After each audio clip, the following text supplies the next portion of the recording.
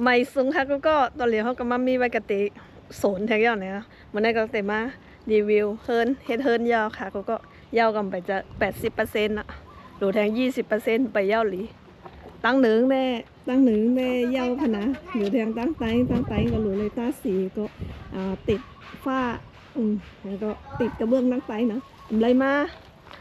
มารีวิวก็หึงนะเนาะเพราะว่าเขาเฮ็ดเทิร์นให้ก็ป้อใกล้ไรมากค่ะนะอะไรก็เตมารีวิวเนี่ยใต้กอเขาค่ะอะไรก็ป้อสูงกันนะบ้านแบบบ้าน2 จันให้ก็เล็กๆอ่ะก็อันนี้ก็เป็นมาติดฟาร์มไปยาวหลีค่ะนะตั้งไปนี่ก็เป็นเฮ็ดเป็นของครัวอันนี้ก็ก่อนบอกกว่าให้กันเนาะอันนี้ก็จะเป็นเคาน์เตอร์นะเฮ็ดเคาน์เตอร์ครัวกันไรเฮ็ดพักเฮ็ดเองกันเลยนั่นของมันค่ะอันนี้ก็หลุดลายตาสีเห็นก็ติดกระเบื้องน้ำใสในค่ะนะมันได้แหลกไม้อินอันนี้ก็เตปีใหม่ให้ก็ขำไรมาเฮ็ดเนาะขำไรมาเฮ็ดให้ก็เขามานอนกันไหนค่ะนะนอนตั้งหนึ่งแต่นอนแล้วค่ะทำให้เขาเตะอ่อนกว่าตัวตั้งหนึ่งกันค่ะนะตั้งหนึ่งได้เฮ็ดยาวค่ะลมได้เย็นดีนะคะนะกันในบรรยากาศเย็นมาเย็นนะว่ากลางคำนอนก็ว่าอะไรเปิดพัดลมแล้วก็อะไรปิดหน้าต่างไงกูก็มีเฮ็ดไว้2 ห้องค่ะนะอันนี้จะเป็นห้องเล็กให้ก็อันนั้นจะเป็นห้องใหญ่มาเข้าไปด้วยห้องใหญ่กันห้องใหญ่กันแบบนี้หาค่ะนะอย่าบอกเขาอันดีมาติดผ้ามันกันเลยก็ดูเลยมาติดค่ะนะไปเลยติดให้ก็ประตูเนี่ยก็มีหน้าต่างเนี่ยก็มี4ก็ติดมากค่ะนะ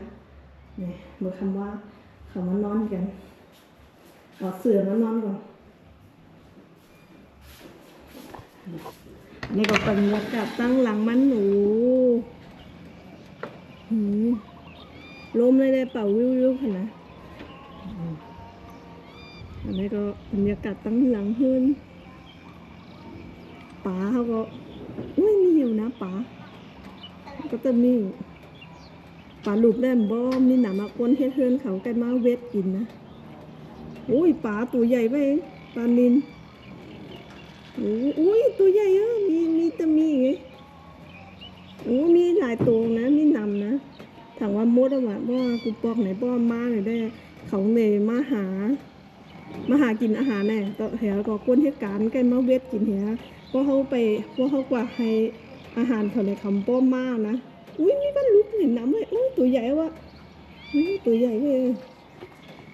ถามว่ามันมีอะวะแต่มีไหมก็ได้แต่อ่อนกับตัวห้องเล็กค่ะนะ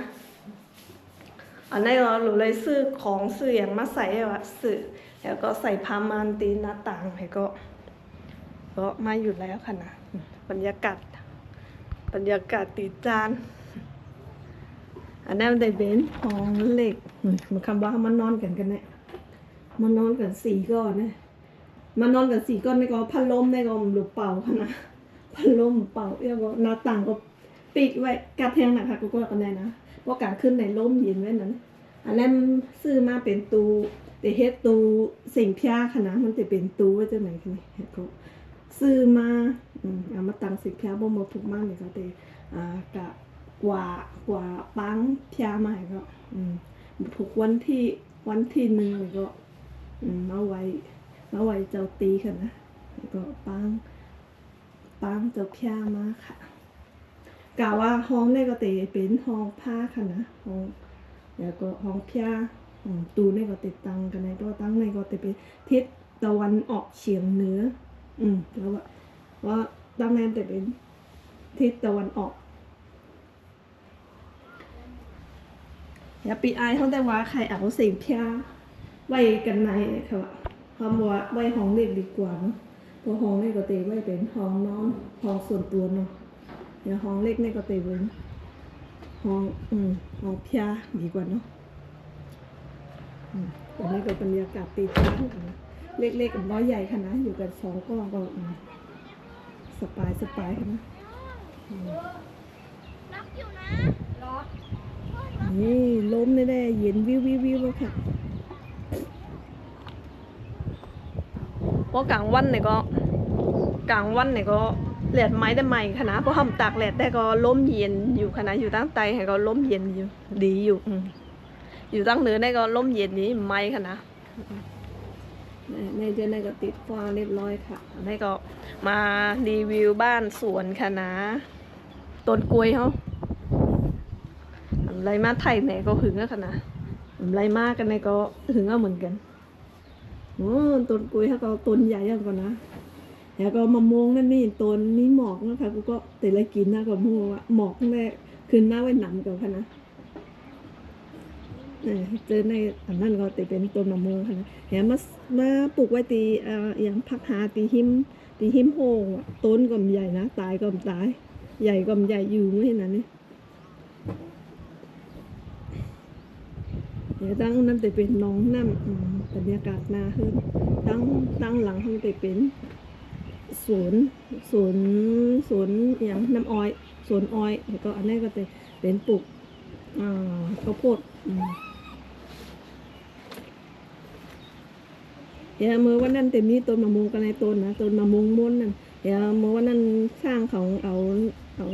อย่างก็มุกกับโฮสใส่โยแห้งตายนี่นะเส้นลายเป็นไหนแต่เฮ็ดยาวพอเฮ็ดยาวแคมๆไอ้ก็แล้วก็ซื้ออย่างมาใส่มดๆอันไหนเต็มมัดไทยในแต่ก็ขอแทงกำคันนะ